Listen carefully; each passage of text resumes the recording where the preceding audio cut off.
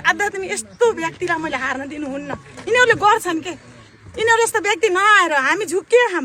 मलाई पनि राजनीति भने चाहिँ घिन लाग्थ्यो के, राजनीति भने नेपालको घिन लाग्थ्यो। तर अहिले चाहिँ केही राम्रो युवाहरू आउनुभयो।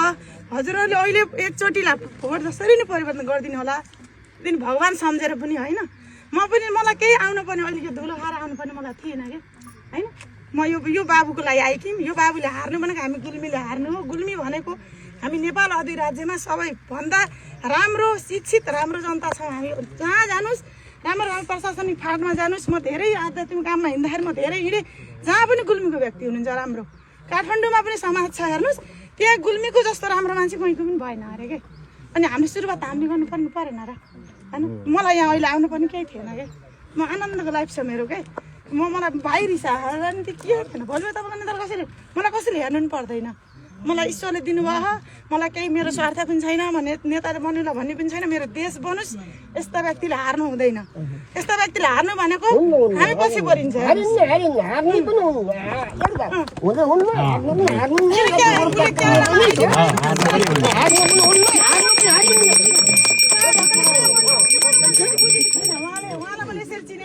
शेरबहादुर गुरुङसँग लड्नु पनि तर बाबुले बुझेको रहेछ के। सारा ढकाल पनि बहुत ब्रिलियन्ट व्यक्ति हो। गुल्मीले त्यस्तो व्यक्ति बन्नु उहाँले गरेनन् भने हामीले गर्ने यहाँहरूलाई हामीले नै कारवाही गर्ने। अब त्यो अभियान मैले चलाउँछु, तर यहाँलाई जिताउनु चाहिँ अहिले पर्छ है। दिदीको छोरा क्यानाडा हुनुहुँदो रहेछ होइन। क्यानाडाको छोराले बुझाउनु भएछ मेरो बारेमा होइन। अब मैले क्यानाडाकै एउटा उदाहरण दिन्छु। क्यानाडाको अहिलेको प्रधानमन्त्री हाम्रो नेपालले अहिलेसम्म एउटा पनि नेता पनि हामीले संसदमा पठाउन सकेका छैनौँ त्यस्तो व्यक्ति। मैले उहाँको बारेमा भन्छु है त। मार्क कार्नी भनेको चाहिँ हाम्रो क्यानाडाको प्रधानमन्त्री हो। अहिले हामी सबै क्यानाडा जानुपर्ने छ, तर त्यहाँका जनताले कस्तालाई प्रधानमन्त्री बनाउँदैछन्, कस्तालाई नेता बनाउँदैछन् एउटा उदाहरण दिन्छु। क्यानाडाको अहिलेको प्रधानमन्त्री विश्वव्यापी रूपमा आफ्नो देशमा मात्रै होइन विश्वव्यापी रूपमा टप अर्थशास्त्री हो। उहाँले र मैले हामी बेलायतको ब्याङ्कको गभर्नर भइसकेको मान्छे हो। बेलायतको प्रधानमन्त्रीले हजुर अर्को देशको नागरिकलाई हेर्नुहोस् है, देशको अर्थतन्त्र सम्हाल्नलाई बेलायतको अर्थतन्त्र बेलायतभित्रै नागरिक त खत्रै होला नि। बेलायत भन्ने देश त खत्रै देश हो। त्यही देशको प्रधानमन्त्रीले अर्को देशकोलाई तिमी खतरा रहेछौ, मेरो देशको गभर्नर बन्दैन आइदेऊ भनेर पूजा गरेर लिएर आएको होइन। हाम्रो नेपालमा आफ्नै गुल्मी जिल्लामा बन्नेको मान्छे यहीँ आएको मान्छेले तँ किन आइस भन्छ नि अरू पार्टीहरू।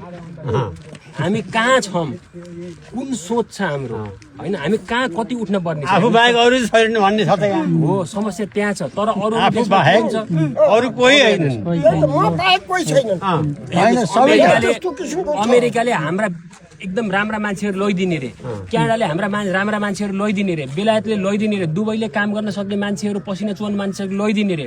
हाम्रोमा हाम्रै नेपालीहरू यहीँ आउँदाखेरि तँ यता र तँ उता गर्ने होइन र। म आज आउँदै गर्दाखेरि चाहिँ के भयो भन्दाखेरि के अफवाह फैलाउन थालेछन् भन्दाखेरि यो सागर त यहाँ गुल्मीमा आयो, अब यो त आउँदैन, अन्त जिल्ला जान्छ कि अर्को जिल्ला जान्छ कि के जान्छ भन्न थालेछन्। म आफै जन्मेको ठाउँ, म आफै हुर्केको ठाउँ, म आफै देश बनाउनु छु भनेर आएको मान्छेलाई अनि त्यस्तो भन्दै अफवाह फैलाइदिनु त भएन नि त अरू पार्टीका साथीहरूले पनि। कम्तीमा एउटा मिनिमम बेस, राजनीतिको एउटा मिनिमम बेस त राख्नु पर्यो नि त। अब अहिले आएँ भन्दा मैले काङ्ग्रेस एमाले जो भन्नु मेरो लागि समान हो नि त, मेरो लागि फरक त होइन नि त। मेरै हजुरबाहरू पनि काङ्ग्रेसको बिउ रोप्ने मेरो आफ्नै हजुरबा हुनुहुन्छ, मेरो हजुरबाकै सानीमाका छोराहरू एमालेको बिउ रोप्ने हुनुहुन्छ। हामीलाई चाहिँ अहिलेसम्म पनि विभाजन गरियो त, अहिले त मान्छेले बुझ्दैछन् नि त। त्यो बुझ्ने क्रम चाहिँ गुल्मीबाट सुरु हुन पर्यो। हामी पार्टीभन्दा माथि देश सोच्नु पर्यो, हाम्रो भन्दा राम्रोलाई छान्न पर्यो है। अरू देशमा अब तपाईँहरू चाहिँ जाग्नु पर्यो है। मैले